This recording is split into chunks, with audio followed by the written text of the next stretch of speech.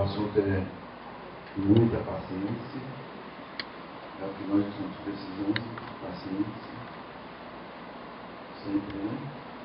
E vamos fechar os nossos olhos. Senhor Jesus,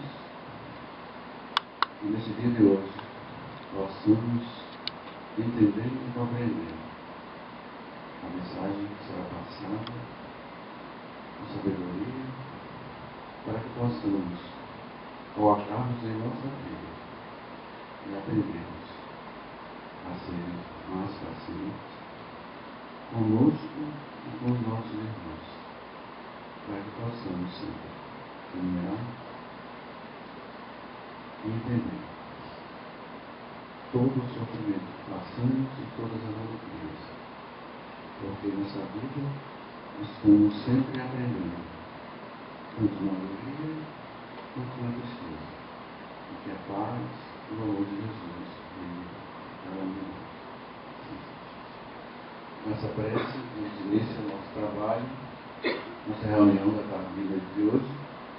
Hoje a mesa está composta por mim, pela Deni, por Robson para a prece final e Anderson Filho para a palestra de hoje. Que todos sejam tranquilos e pacientes. Passar a palavra para Anderson para o início. Boa tarde, meus irmãos e irmãs. Não é muito do meu que passar muito tempo sentado, já me levanto logo. Esse é um tema que nos pede justamente uma compreensão maior para a gente entender por que devemos ser pacientes, né, e por que devemos manter a paciência, mesmo quando tudo parece ser contrário. Então, é sempre um prazer renovado estar aqui novamente, né? Acho que já é a terceira ou quarta vez que eu venho aqui na casa. E é sempre uma alegria. No primeiro tema, eu vim aqui com um tema mais psicológico. E no segundo tema, eu trouxe uma análise das comunicações dos espíritos. Então, dessa vez, eu estou trazendo um tema próximo, de certa forma, ao nosso dia a dia, né? Embora todos nós afirmemos que somos espíritas, mas muitas vezes não somos aqueles espíritas de estar estudando, de estar pesquisando, de estar participando de grupos de estudo. E aí, algumas temáticas não nos atraem muito. Mas uma temática como essa sempre vai estar, vez por outra, mexendo conosco, porque todos os dias passamos por situações, passamos por experiências que nos mexem, que nos tocam, que nos impacientam, que nos tiram do nosso estado habitual de ser, do nosso humor habitual. E quando falamos de viver em sociedade, falamos também de lidar com pessoas de hábitos e costumes completamente diferentes dos nossos. Se muitas vezes dentro de casa nós perdemos o equilíbrio com facilidade, que está na rua. Em casa nós já conhecemos as pessoas com quem nós convivemos. Seja pelo casamento, seja por nascimento, você cresceu ao lado daquela pessoa. Ou pelo menos você aceitou conviver com aquela pessoa, no caso de alguém que acabou de se casar. Você aceitou, você gostou da pessoa, você simpatizou, você encontrou afinidade. E a partir daí você decidiu tolerar todas as imperfeições que aquela pessoa tem, da mesma forma que ela também decidiu tolerar as suas imperfeições com o objetivo de que possa ambos usufruir de um bem maior, que é o estado de amor mútuo. É o estado de companheirismo, é encontrar esse ponto de equilíbrio onde ambos conseguem viver bem. Contudo, nem sempre acontece dessa forma, e por mais que a gente deseje viver bem, os momentos de rusgas, de brigas e de diferenças surgem. E aí como a gente lida com eles, né? Como a gente dialoga, como a gente não perde justamente esse título da nossa palavra, como é que a gente não perde a paciência.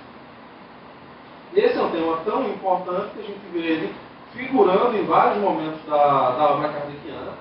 A gente não vai encontrar ele somente no Livro dos Espíritos, vamos ter algumas questões que tocam muito de perto da dinâmica que fala da paciência. Nós vamos ter mensagens na Revista Espírita e nós vamos ter o texto no Evangelho segundo o Espiritismo, que nos convoca para refletir sobre isso.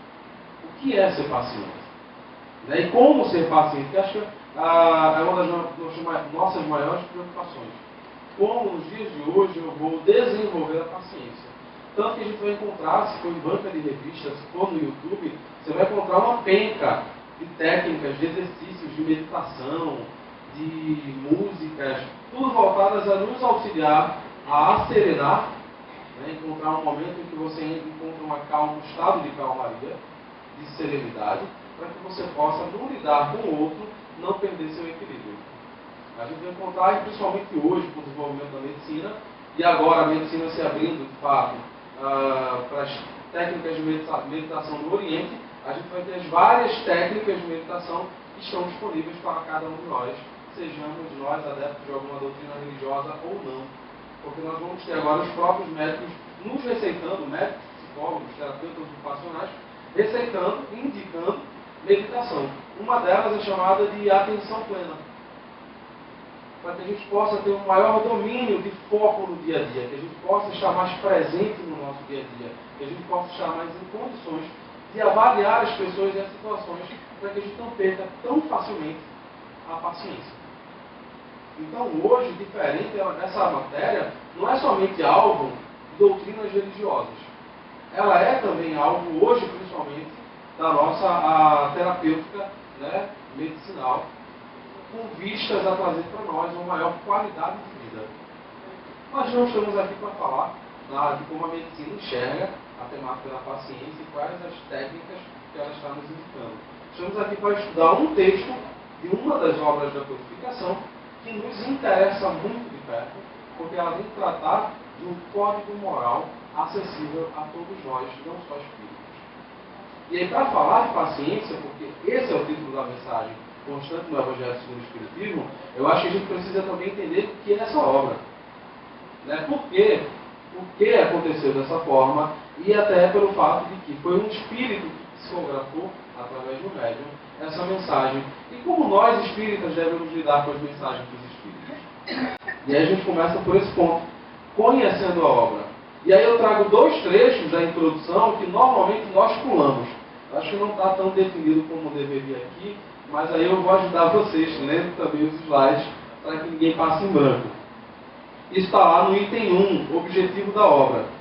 Kardec coloca o seguinte, lá no quinto ou sexto parágrafo: reunimos nesta obra os artigos que podem constituir, propriamente falando, um código de moral universal. Esse é um ponto muito importante. Propriamente falando, um código de moral universal, sem distinção de culto.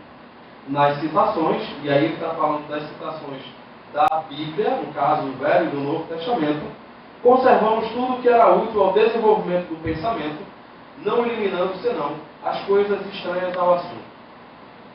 Kardec já abre a obra explicando para a gente que o Evangelho segundo o Espiritismo não vem a se constituir, como até escutamos recentemente de uma colega que vinha de uma religião cristã, que estava começando agora a frequentar o centro espírita, perguntar se essa era a nossa Bíblia.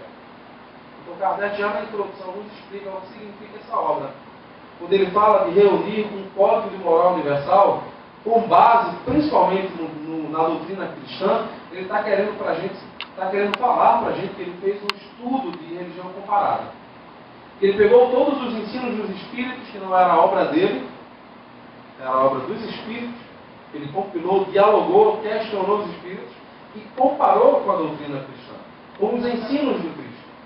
E Kardec, no iníciozinho desse tópico 1, ele já esclarece que ele faz uma distinção entre as palavras que deram motivo aos dogmas, que deram motivos aos milagres, e divide em 5 tópicos, e no último ele coloca muito claro: existe o ensino moral do Cristo. E nesse, se a gente for olhar na história do desenvolvimento humano, nenhuma seita, nenhuma denominação que se diga cristã tocou ou debateu ou ousou ampliar o debate e impor o ensino moral do Cristo. Antes, brigaram-se os vários concílios, principalmente da Igreja Católica, e aí depois com a reforma de Lutero, se preocuparam muito mais em questionar os dogmas ou as vendas de indulgências do que saber se o ensino moral do Cristo estava sendo corretamente ensinado e corretamente aprendido. E aí, cerca de 18 séculos depois, 18 e meio, né, chega o livro, o Evangelho segundo o Espiritismo, justamente com essa finalidade. Não mais nos fazer se perder numa leitura despreparada da Bíblia. Porque cada um de nós aqui, que for sentar para ler a Bíblia, nós vamos passar em branco com muitas palavras, vamos, assim, literalmente não entender cerca de 70% do texto que está na Bíblia. Porque ele exige de nós um outro aprofundamento. Ele exige de nós o conhecimento do contexto da época, das línguas da época, das dificuldades de tradução, do simples fato de entender que o primeiro texto bíblico foi publicado cerca de 30 anos depois do Cristo ter morrido, ou desencarnado, ou subido aos céus, como dizem alguns colegas nossos cristãos. E que o texto mais antigo que nós temos, ele vem lá do 3º século depois do Cristo, e ele está escrito em grego. Ele não está escrito nem em aramaico, ele nem está escrito em hebraico, ele está escrito em grego. Ou seja, quantas traduções não foram feitas até chegar a esse documento mais antigo? Então Kardec já nos mostra, não adianta querer ler a Bíblia de qualquer forma, nós não estamos preparados, porque até nossos irmãos, muitos deles que fazem teologia, também não estão. Porque fazem leituras tendenciosas. Eles não fazem leituras de fato em entender a matéria do texto. E aí é o que bate para mim com um certo lamento, é encontrar casas espíritas que chega a criatura dentro da casa, novato. Primeira coisa que o centro faz é não, vá em casa, faça o Evangelho, mas se você não tem a fazer a leitura do Evangelho segundo o Espiritismo, pode ler a Bíblia. Como? Essa pessoa não está preparada para ler a Bíblia. Nós não estamos, na maioria de nós. Nós lemos porque tem muitos ensinos lá que são agradáveis, muitas parábolas que são instrutivas, de fato. Mas boa parte das polêmicas e problemáticas que estão lá, da linguagem que é utilizada, nenhum de nós aqui vai dizer que consegue ler com facilidade o Apocalipse de João. Ninguém vai dizer para mim aqui que consegue ler o Apocalipse de João como que lê um romance da Zíbia Gasparetto. Então já mostra que a leitura é diferente. E Kardec já nos traz essa problemática no início do Evangelho, nos posicionando e dizendo para nós como nós devemos lidar com essa temática. Como devemos dialogar com os nossos irmãos, que também se dizem cristãos, sobre por que nós nos dizemos cristãos. E por que nós não lemos toda a Bíblia como eles. Kardec explica isso no início do Evangelho. E isso é importante quando a gente fala da paciência, porque a gente aqui não está só falando da temática geral. Porque nós devemos ser pacientes, porque a vida contemporânea é problemática, porque ela traz inúmeras dificuldades. Eu poderia dar um foco bem psicológico para cá, mas em sendo um estudo doutrinário, eu acho que a gente precisa também entrar nessa questão. Estamos numa casa espírita, estamos falando de uma obra espírita, precisamos, e normalmente sempre tem alguém que tem pouco tempo de casa, precisamos ajudar as pessoas a entender que esse livro, o Evangelho, não é um livro para você ler todo dia, quando chega em casa, depois de um dia de trabalho, extenuante, você simplesmente abre ele ao acaso e vai tentar achar uma mensagem que lhe dê paz e sabedoria naquele momento que você teve um dia difícil. Aí você faz, eu estou precisando de uma mensagem para ter paciência, né? Vou aproveitar o modo da palestra. Vou abrir o Evangelho para ver se há alguma coisa que eu estou um dia tão assim, né, atribulado, procurar uma mensagem para me ajudar a ter mais paciência. Aí vem lá uma mensagem falando sobre falsos profetas da erraticidade. Aí você pensa, poxa, mas não era essa mensagem que eu queria. Ou seja, você está abrindo o Evangelho como se fosse um oráculo. E essa não é a função. Esse não é o objetivo do Evangelho segundo o Espiritismo. Não é servir de oráculo. É uma obra de estudo para nos auxiliar moralmente no nosso dia a dia. Então eu não posso ler ele sorteado, eu tenho que aprender a abrir ele da introdução até a última página e ler sequenciadamente, porque um tópico me prepara para o próximo. A gente está nessa mensagem, isso aqui está no capítulo 9, mensagem paciência está no capítulo 9, falando sobre bem-aventurados aqueles que são brandos e pacíficos, que é nada mais nada menos do que um dos tópicos do Sermão da Montanha de Jesus. Só para você entender bem esse tópico da paciência, você tem que ter passado lá pelo capítulo 2, principalmente o item 5, o ponto de vista, que eu também vou citar aqui nos slides. E depois você tem que ter estudado com muita paciência, de fato, para agora entender o que é paciência, você tem que ter estudado com muito carinho, com muita dedicação, o capítulo 5, Justiça das Aflições. Porque como é que eu vou falar para alguma pessoa, seja paciente diante de tantas tribulações, se você não tem ideia do porquê você está sendo atribulado? Então não tem como você querer abrir o Evangelho ao acaso, a não ser que você já tenha estudado ele durante vários anos. Aí você pode, em algum momento, no dia, chegou com a cabeça cheia de preocupação, você vai e abre o Evangelho como quem está fazendo um oráculo. Não é muito coerente, mas você pode fazer. Você não está com paciência naquele dia para ler um texto, por exemplo, sobre os laços, né? Os laços não são rompidos com a reencarnação. Você, minha cabeça não está boa para estudar isso hoje, né? Aquele que é o capítulo 3. Meu reino não é deste mundo. Aí você abre aquele capítulo e você vai, puxa, não estou aqui para ver esse toque sobre ressurreição, reencarnação. Tranquilo. Mas aí você já iniciou o estudo. É diferente de quem nunca fez a leitura, de quem mal começou, ou de quem é aquele espírita ocasional que só vem para assistir uma palestra, tomar um passe. A doutrina espírita nos chama a atenção sobre isso. E é por isso que Kardec é tão meticuloso na introdução. E é para a gente entender que esses são os hábitos do passado que nós precisamos vencer. São os hábitos de quem vem para escutar a palavra alheia e guiar a sua vida pela palavra do outro, e não vivenciar aqueles ensinos em si, desenvolvendo autonomia. Por isso que ele fala sobre essa importância de um código de moral universal. Que é para o espírita também não começar a transformar, como infelizmente estamos transformando aqui no nosso país, o espiritismo numa religião. Porque achamos que o nosso código moral é diferente do código moral do evangélico, ou é diferente do código moral do católico, ou é diferente do código moral do budista. O código moral, se formos analisar, é o mesmo. O que diferencia são a maneira como encaramos outras problemáticas, ou seja, nós debatemos a existência de Deus. Nós acreditamos por convicção nas provas e no raciocínio que Deus existe. O budista já não se preocupa com essa temática. Diferente, por exemplo, também de uma das denominações cristãs, que perdem muito tempo ali com a questão do mal, se o mal tem até essas questões teológicas que são levantadas, se o mal é de natureza divina, se o mal é de natureza humana. Então são problemáticas que mexem. Kardec quis trabalhar isso no início. Por isso que eu estou trazendo essa importância de conhecermos a obra, para a gente não fazer e não continuar repetindo o hábito de ler o Evangelho de qualquer forma. Nós precisamos entender isso, porque senão vamos continuar vivendo sem concretizar a proposta dos Espíritos e a proposta de Kardec, que era transformar a humanidade através de uma transformação moral. Porque é incrível como nós somos tão ativos, somos tão respeitados na sociedade, mas nós mesmos que tanto falamos de transformação, de melhora da sociedade, nós produzimos pouca melhora, porque nós também demoramos a nos melhorar. Nós temos uma retórica linda, mas nós também não policiamos devidamente a nossa transformação moral. E repetimos papagaiadas, com respeito, né?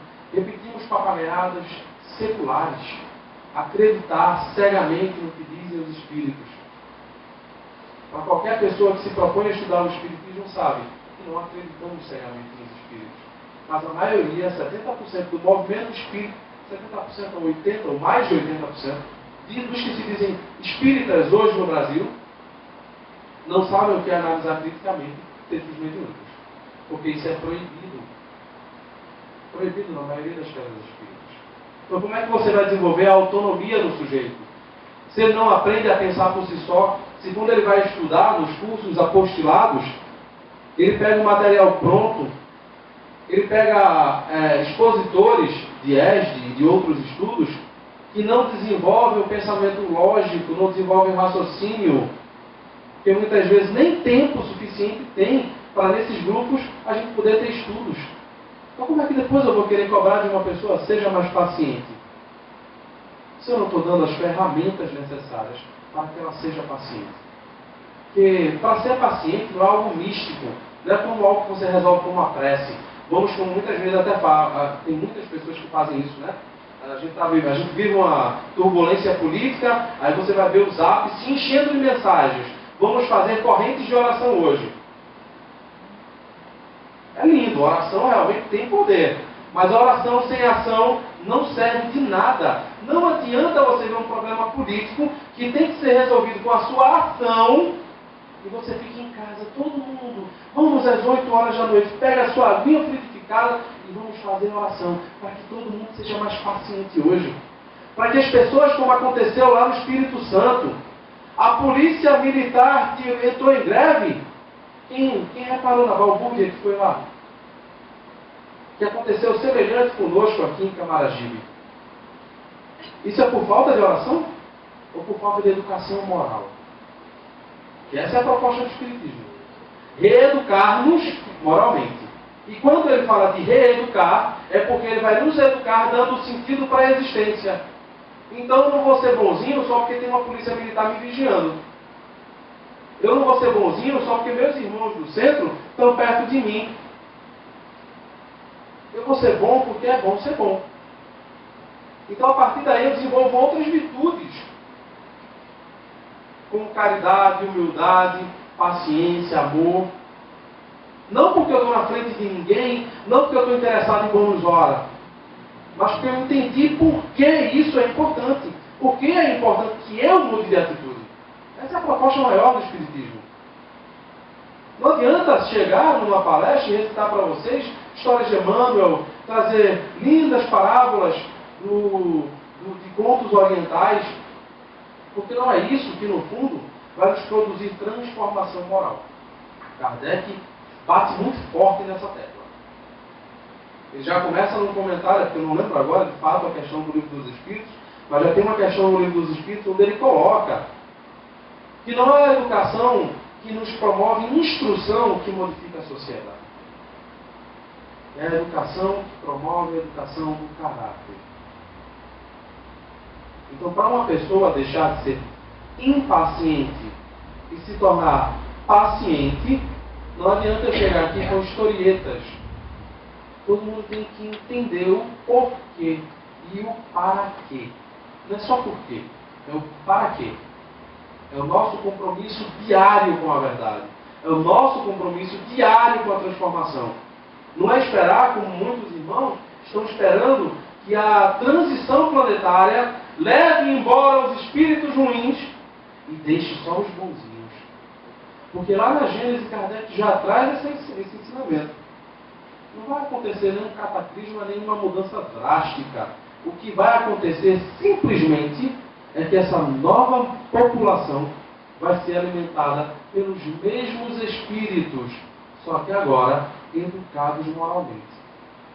Então não vai ser espírito de capela, nem espírito de nenhum planeta que vai vir numa transição planetária habitar conosco.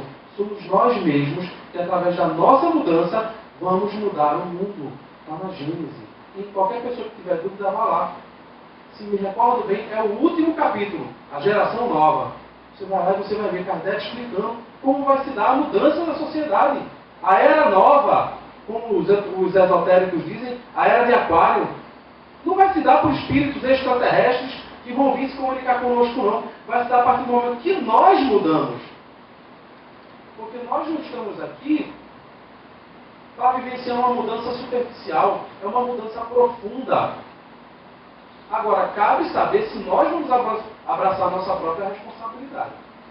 Ou vamos ficar esperando, como os povos de antiguidade, que os deuses venham trazer as suas revelações. Porque hoje já sabemos, pelo menos quem fala de nós espíritas, sabemos que nós não precisamos e nem devemos ficar esperando novos reveladores. O Consolador já veio. O Messias, prometido pelo Cristo, já veio. Não é uma pessoa, não é um grupo de pessoas, é uma coletividade de espíritos. A mensagem foi dada. Por que não mudamos? Cada um de nós. E aí a gente vê no parágrafo seguinte. E aí Kardec, no mesmo item 1, ele fala, como complemento de cada preceito, e aí analisando cada tópico que traz o ensino moral do Cristo, ajuntamos algumas instruções escolhidas entre as que foram ditadas pelos Espíritos, em diversos países e por intermédio de diferentes médios. Se essas instruções tivessem saído de uma fonte única, elas teriam podido sofrer uma influência pessoal ou do meio. Ao passo que a diversidade de origens prova que os Espíritos dão seus ensinamentos por toda parte e que não há ninguém privilegiado a esse respeito.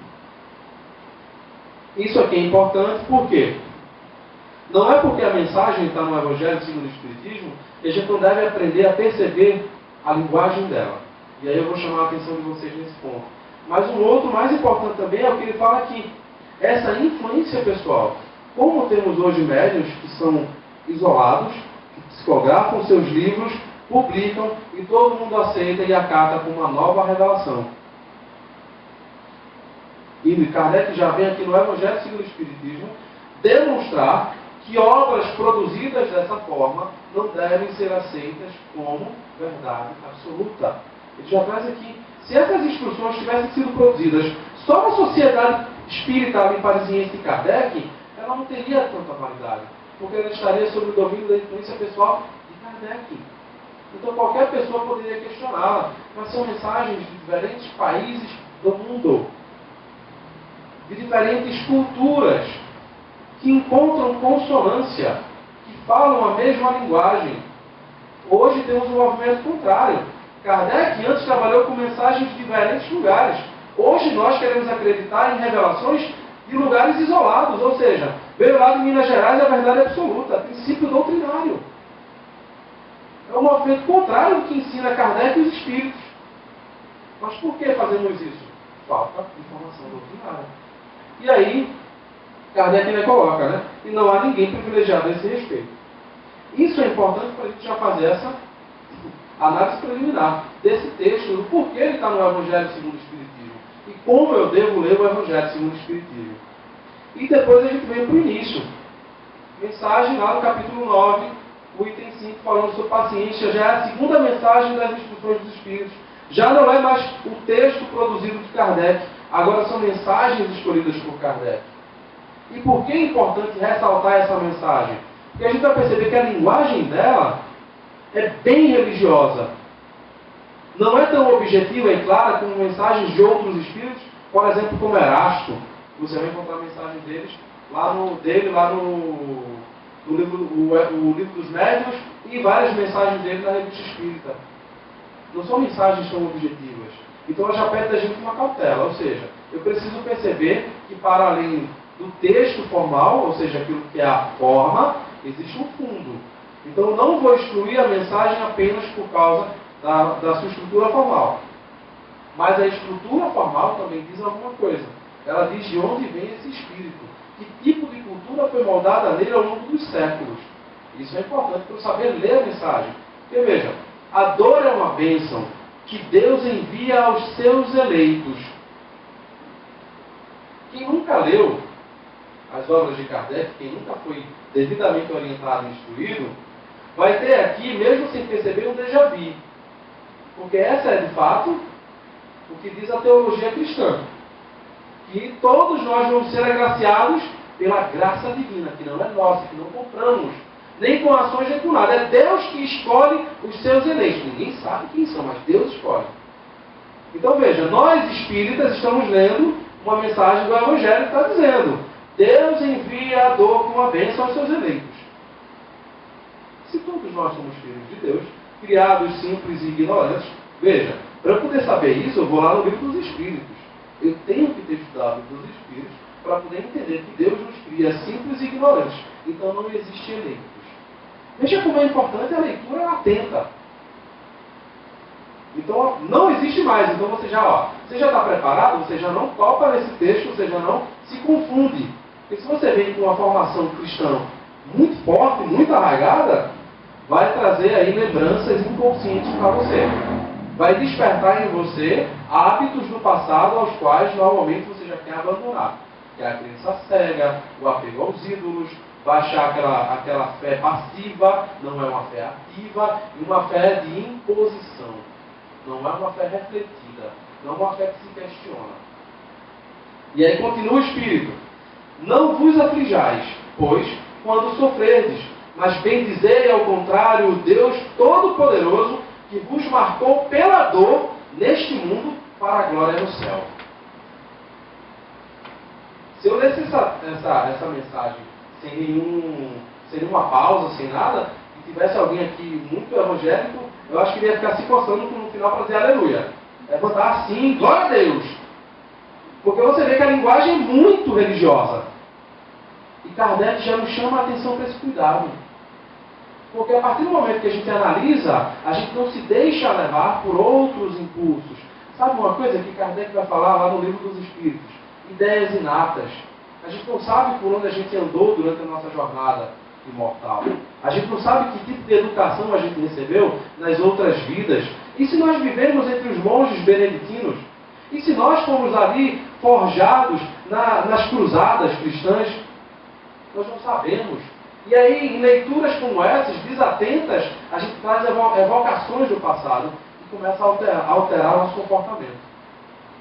A gente começa meio que andar mais racional dentro do centro, começa a tomar atitudes dogmáticas, ou seja, o médium não pode ser questionado, o palestrante tem que ser aplaudido. O que o palestrante falou, eu vou para casa. Se o palestrante for famoso, então é ele que não questiona. Quem sou eu para questionar o Valdo Franco? Quem sou eu? Já diria o espírito, eu não sou nada. Aí ia parafrasear Chico e dizer, eu sou só um cisco. Que é uma falsa humildade. Chico teve o motivo dele, naquele contexto, para falar o que disse. Não sou eu que vou analisar, isso é outro tópico. Mas a gente fica pegando o bordão dos outros e repetindo de maneira descontextualizada, achando que isso prova a humildade, não prova. Dizer que eu sou um cisco somente diz que isso talvez seja presunção. E Kardec e os espíritos não querem que a gente haja por imitação. Isso é no início do nosso desenvolvimento biológico. Quando a gente está na infância, a gente precisa desenvolver por imitação. Não à toa que a gente vai para a medicina, a gente vai encontrar lá os neurônios espelho. A gente precisa, no início, desenvolver, porque o corpo físico é um obstáculo para a nossa manifestação enquanto espírito. Então, já está lá também no Livro dos Espíritos. É a responsabilidade dos pais nos educarem. Mas eles não nos educam com palavras. Enganam-se eles quando são prolixos e verbosos. Eles nos educam com seus atos diários. Então não adianta o pai querer falar que bonito dentro de uma palestra espírita e em casa não dar o exemplo moral. Porque é o exemplo moral que, através dos neurônios espelhos, o filho vai absorver. E vai forjar sua personalidade nessa existência. Está no Evangelho segundo o Espiritismo também. Lá no capítulo 5, causas atuais das aflições. Você vai lá naquele item, vai ter um parágrafo que Kardec vai dedicar aos pais. E não adianta chegar no fim da vida e perguntar, mas meu Deus, o que aconteceu? O que foi que eu fiz de errado? Perder a paciência com o menino. Né? Já que a gente está falando de paciência. Perder a paciência com o menino. Vai estudar o Evangelho, não como se fosse um livro oracular, mas vai estudar o mesmo, educar-se moralmente, e você vai entender onde você está errando. Terminou isso aqui, a gente vai encontrar lá no próprio capítulo 5, nesse mesmo item que eu acabei de falar. É nas diversas existências corporais que os espíritos se despojam pouco a pouco de suas imperfeições. As provas da vida adiantam quando bem suportadas. Como expiações, elas apagam as faltas e purificam. É o remédio que limpa a chaga e cura o enfermo. Quanto mais grave é o mal, mais o remédio deve ser enérgico. Aquele, pois, que sofre muito, deve dizer-se que tem muito a expiar, e se regozijar e ser logo curado. Depende dele, pela sua resignação, tornar esse sofrimento proveitoso, e de não perder-lhe os frutos pelas lamentações, sem o que estaria por recomeçar. Ou seja, a dor não é uma bênção que Deus envia aos eleitos. Espero que talvez esse tópico já tenha ficado claro. Ela é uma necessidade existencial, seja como prova, seja como expiação. Então já nos chama a atenção, veja, a importância de você estudar o texto. Você já lê o texto com outra forma. Você entende a beleza poética. Mas você entende que se você não tomar cuidado, você é levado para outras reflexões que não aquelas que os espíritos desejam que você tenha. E aí a gente vai para o parágrafo seguinte. Parágrafo seguinte. São 4 parágrafos esse texto. Ele é um texto bem curto. O segundo parágrafo diz o seguinte: sede pacientes.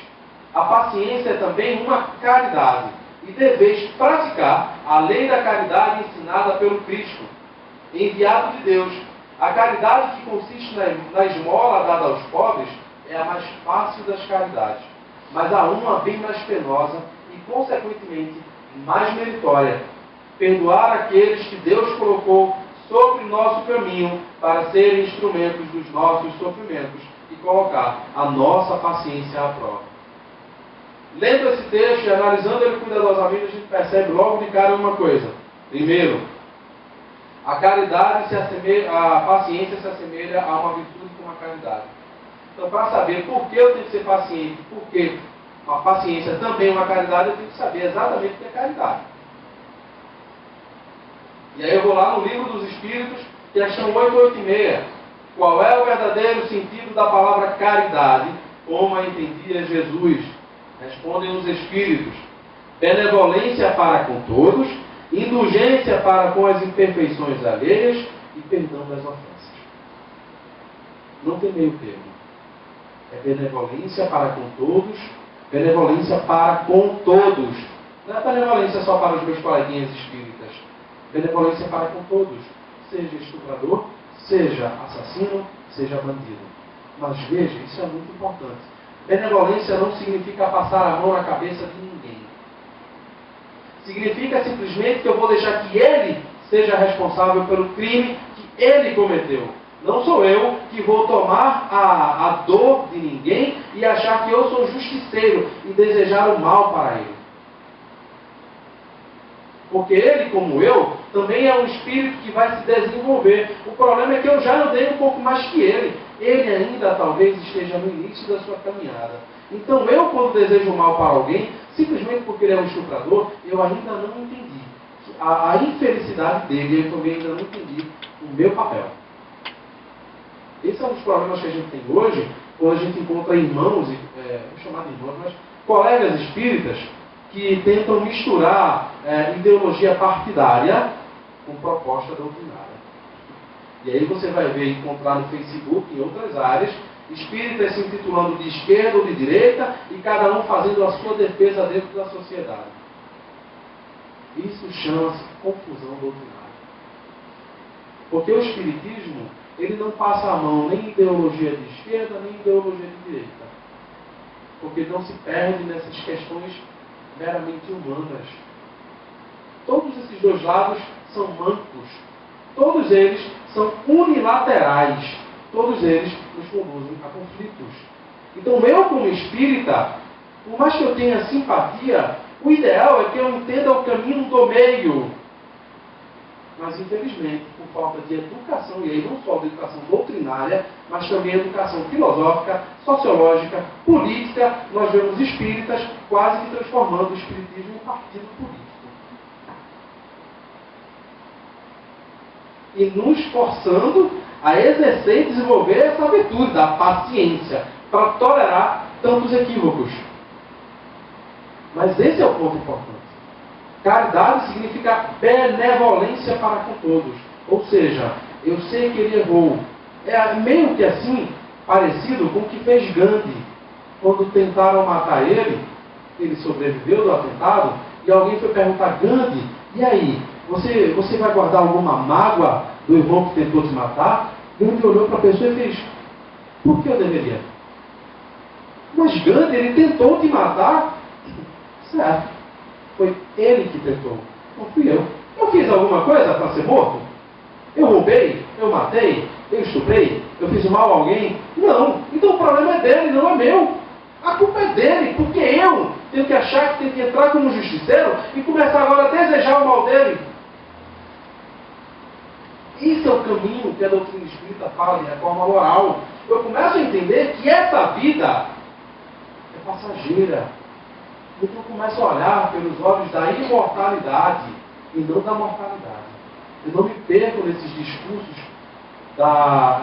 polêmicos de ideologias partidaristas e normalmente sempre extremistas, que perdem de vista a qualidade moral do ser humano, que nos anulam a subjetividade, porque o intuito delas não é nos dar autonomia, mas nos massificar. Pode observar, qualquer ideologia dessa, de esquerda ou de direita, o que ela acaba fazendo com você é massificação, não é autonomia. Quem quiser, quem tiver coragem, é só observar. Vai ver como as pessoas reagem quando decidem fazer parte de algum partido, aderir à ideologia de algum partido. Veja, analise o comportamento dela.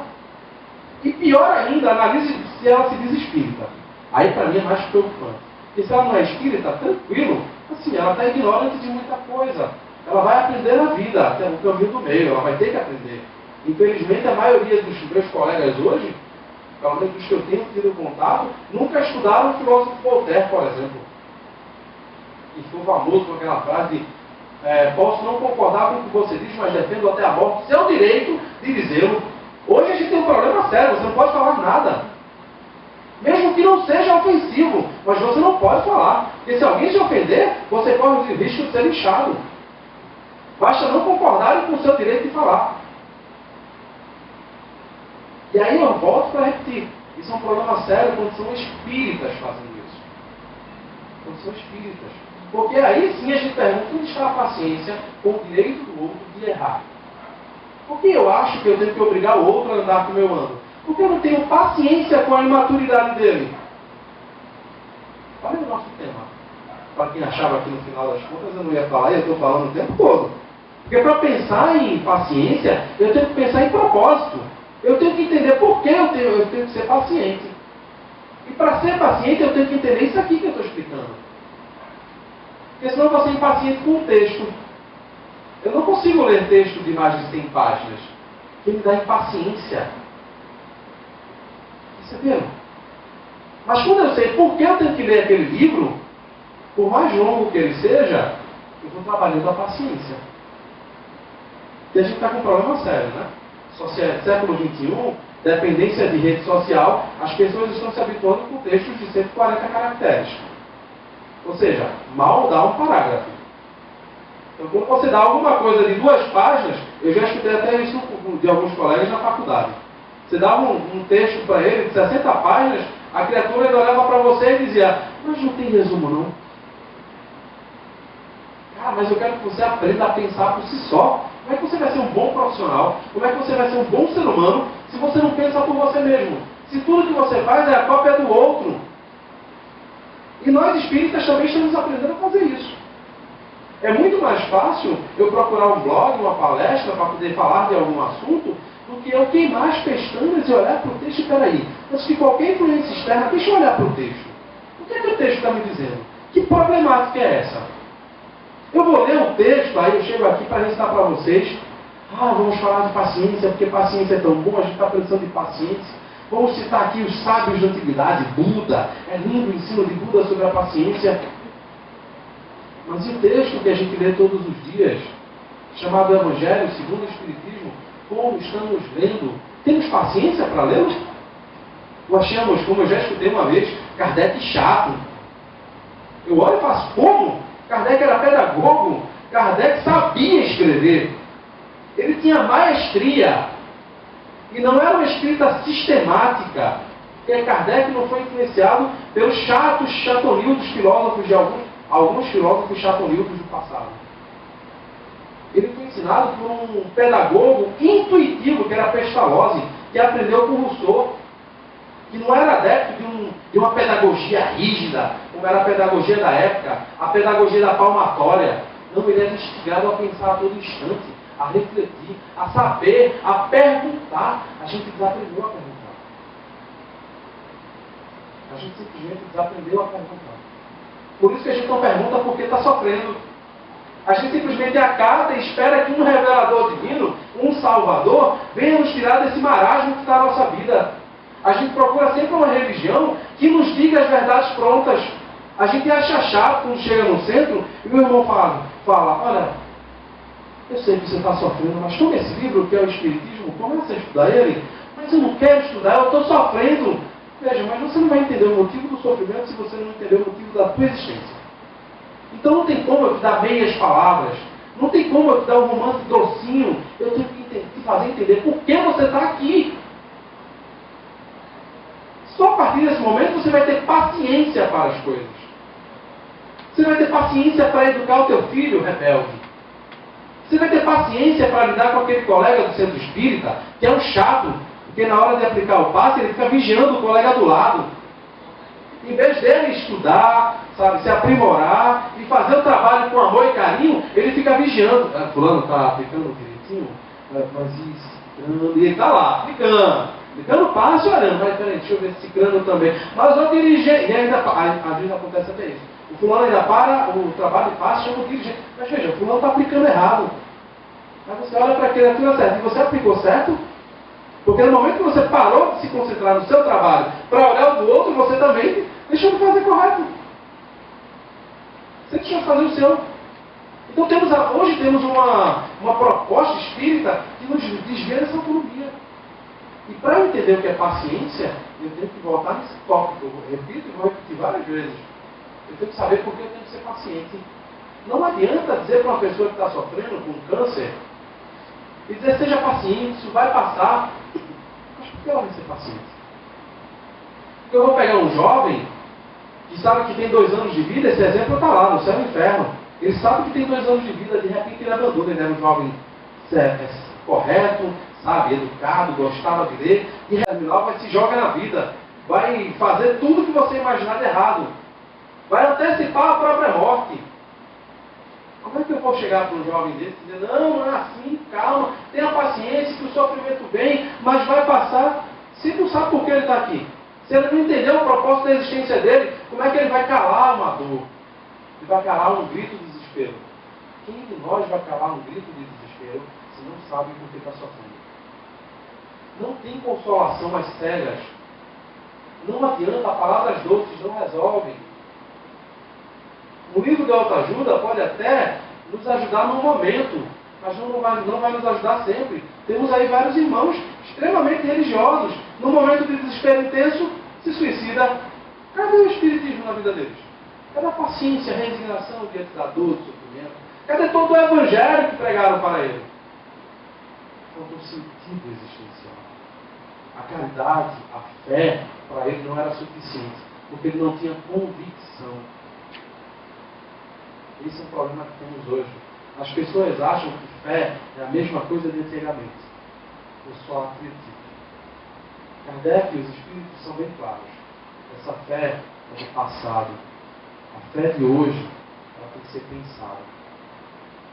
Eu tenho que saber por que eu estou aqui. Por que eu faço o que faço? E aí vem o terceiro parágrafo, que eu acho que ele se encaixa bem com a problemática nossa, contemporânea. Parece até nesse ponto, parece que ele está falando realmente com a gente agora. A gente está encontrando um amigo, né, que está falando, poxa, você está sendo sacaneado todos os dias no trabalho por um chefe sacana. Não, mas tenha paciência que tua hora vai chegar. Eu vou ter paciência para quê? Minha vontade é meter a mão na cara dele. Eu vou ter paciência para quê? O problema dele se resolve com uma surra. Aí vem aquele irmão espírita de verdade, aí você olha, lá vai o otário. Eu que não baixo minha cabeça para ninguém. Fala comigo e responda a mesma tônica.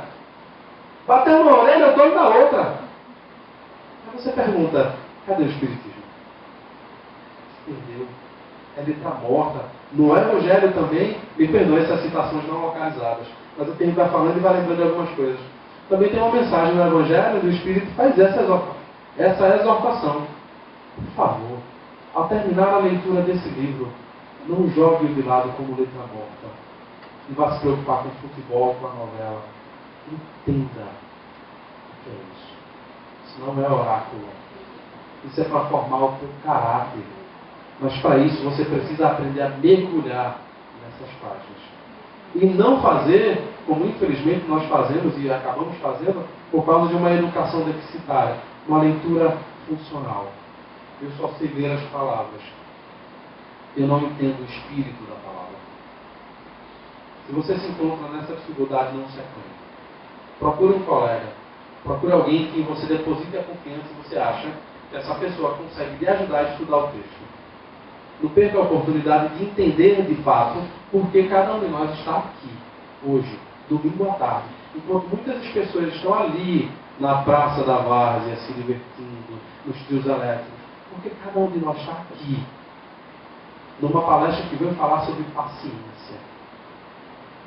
Porque nós estamos aqui. Porque nós vimos para cá, ano após ano, dia após dia, semana após semana, mês após mês.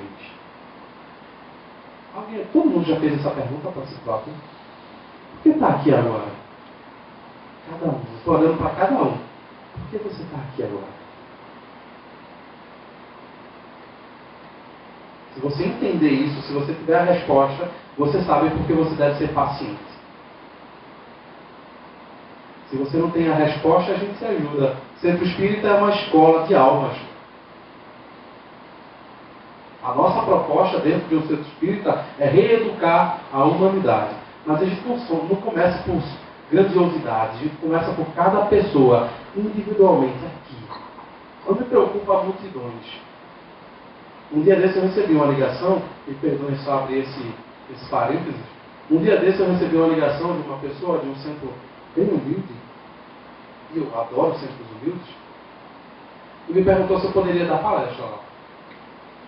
Claro, não sendo no dia de carnaval, porque aí infelizmente eu realmente tenho que estar com a minha família, vou me dedicar a estar com a minha família, conviver, minha namorada, todo mundo junto, a gente vai aproveitar esse período para descansar, para se divertir um pouco da correria que é o dia a dia, das preocupações.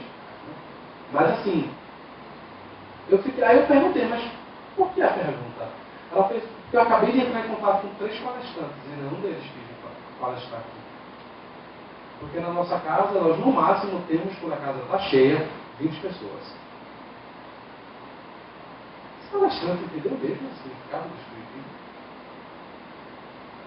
Muito provavelmente não. Ele é mais um dos iludidos, que andam por aí ostentando uma placa. Eu sou espírita. Muito mais por diversão do que por consciência do que significa ser espírita. E aí, fala o Espírito, a vida é difícil, eu sei.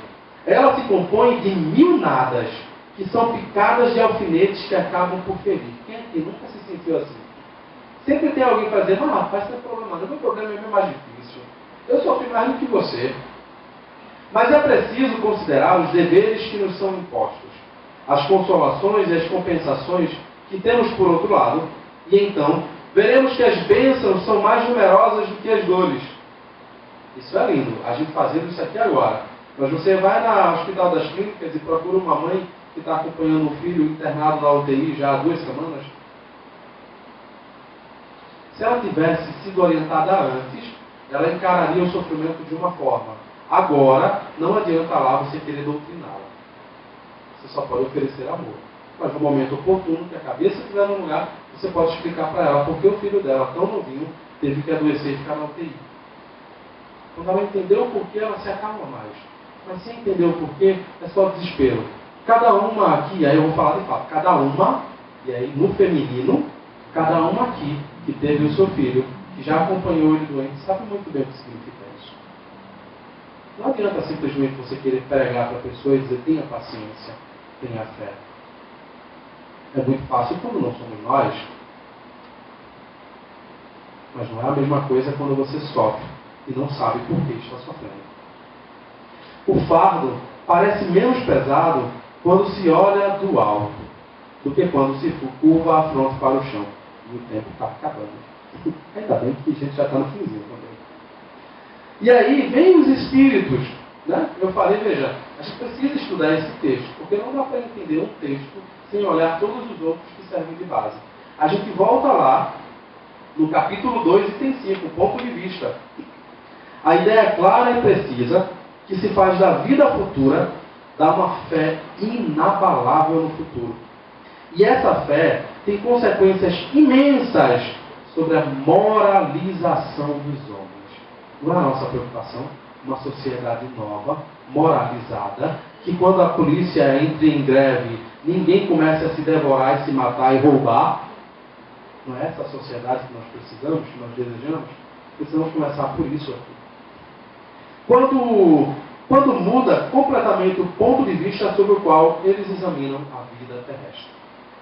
Para aquele que se coloca pelo pensamento na vida espiritual que é indefinida, a vida corporal não é mais que uma passagem, uma curta estação num país ingrato. É como se você estivesse viajando, tivesse um problema na conexão e soubesse que precisava passar uns 2 dias no Camboja. Você não sabe nada sobre o Camboja, não entende nada do que aquele povo está falando, acha bem estranho aquele povo de olho puxadinho, andando de um lado para o outro. Mas se a pessoa lhe esclarecer e dizer que tem um problema no avião e que já deslocaram outro, e em 2 dias você sai dali, você não fica muito mais calmo? Mas se deixarem você passar o dia todo sem saber o que vai acontecer, como você vai ficar? Esse exemplo de um aeroporto é o que acontece com a nossa vida. Que isso aqui é só uma escada. Tem muitos espíritas que acham que essa vida é imortal e não a outra. Parece até uma ironia. É como se essa vida fosse imortal e não a outra. E aí eles dizem, aí continua Kardec, as vicissitudes e as tribulações da vida não são mais que incidentes que recebem com paciência aquilo que deu motivo para a nossa palestra. Veja, quando você muda o ponto de vista, você fica muito mais tolerável às dificuldades da existência. Sabendo que está num lugar temporário e não definitivo, recebe as inquietações da vida com mais indiferença. E disso resulta para ele uma calma de espírito que lhe atenua a amargura. Como eu falei, se você sabe por que está sofrendo, a dor diminui. Mas quando você não sabe, o tormento é inimaginável. Como os espíritos, lá no céu e inferno, você vai ver os espíritos infelizes e os suicidas. Se me recordo bem, é o suicídio de um ateu. Kardec faz a evocação de um ateu para dialogar com ele, saber por que ele se suicidou e saber como está a situação dele do outro lado. E ele fala de um sofrimento que ele não enxerga o fim. E Kardec pergunta a São Luís, mas como pode? Ele não era espírito antes? Como ao desencarnar, ao voltar ao mundo espiritual, meio que parece que ele não sabe que já voltou à terra natal. E aí os espíritos dizem, o apego à matéria foi tão grande que essa é a punição dele. Sofrer sem saber que a hora, quando vai acabar. Mesmo a gente sabendo que esse dia vai chegar. Mas ele sofre imensamente justamente por causa disso. Não sabe quando vai acabar. E é esse, também no livro do Evangelho segundo o Espiritismo, que Kardec fala que seria um dos fatores protetores contra o suicídio. Você saber que o sofrimento tem um dado para acabar. E você saber por que você está sofrendo. Kardec diz que isso cria em nós a coragem moral. E quantos de nós padecem por falta disso? Por causa do que ele também vai chamar de frouxidão moral. Porque qualquer coisa nos desequilibra. Se faltou o dinheiro da cerveja, acabou a festa. Se faltou dinheiro para comprar uma televisão nova porque eu não assisto a novela, meu Deus do céu, é um problema em casa. Então, Kardec fala isso, veja. Quando a gente muda o ponto de vista, a gente entende porque deve ser paciente. E aí eu realmente, para poder falar sobre esse último item, esse último parágrafo, eu perguntaria, quantos de nós, de fato, mudamos o nosso ponto de vista? Qualquer dúvida, vai lá no capítulo 2, item 5. Eu enfatizo muito a importância desse livro, desse texto para a leitura. E aí, para a gente poder fechar. Vem o Espírito amigo e fala, coragem, amigos, o Cristo é o vosso modelo. Ele sofreu mais do que qualquer de vós e não tinha nada a se censurar, porque ele era um espírito puro. Enquanto vós tendes vosso passado a expiar e vos fortalecer para o futuro. Sede, pois, pacientes. Sede cristãos. Essa palavra encerra tudo. Pelo menos ele acha que deveria encerrar. Mas eu acho que para cada um de nós está começando muita coisa agora. Então eu desejo do fundo do coração que bons espíritos possam nos orientar sempre, todos os dias, a cada instante, que a gente possa se dedicar ao estudo da doutrina espírita para entender por que a gente está aqui. Enquanto não entendermos, a gente vai sofrer muito, muito. E aí eu poderia de fato dizer que meio que de graça. Você está com o remédio na mão e você está sofrendo de febre. Está o remédio na tua mão e você não bebe. Então os bons espíritos nos orientam todos os dias. Eu acho que de certa forma é por isso que ainda estamos aqui hoje, cada um de nós. Porque nós estamos com o remédio na mão. E muito provavelmente nós não estamos tomando corretamente. E aí vamos ter que seguir a posologia. Só que a posologia não é dada por nenhum espírito desse novo verdadeiro. Nenhum médium desses novos. Mas a posologia já foi dada por Kardec. Lá a partir de 1857. Então que eu deixo aqui o abraço fraterno de todos que fazem paz, luz e harmonia.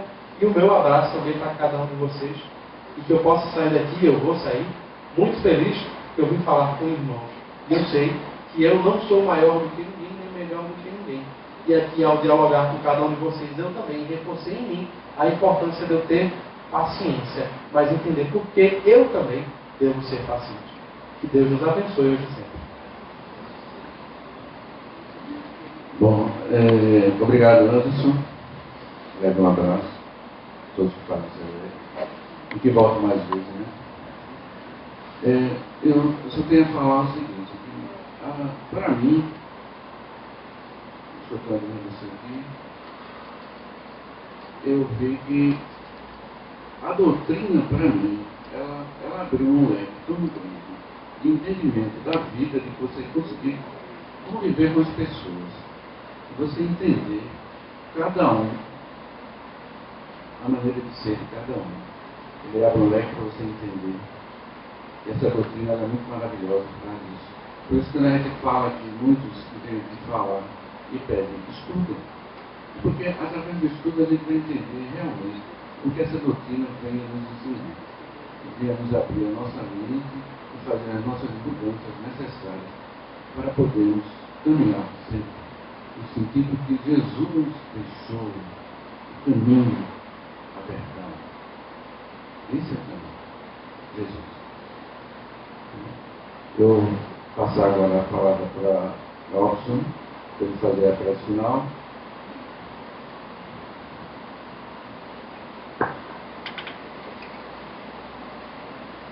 Senhor Jesus, divino e amado Mestre, te agradecemos por mais essa oportunidade de estarmos aqui, unidos e reunidos, de revermos os nossos amigos e os novos amigos que fizemos nessa tarde. Que possamos agraciar a tua sabedoria e juntos, cada um de nós, compartilharmos os teus ensinamentos e a tua proposta.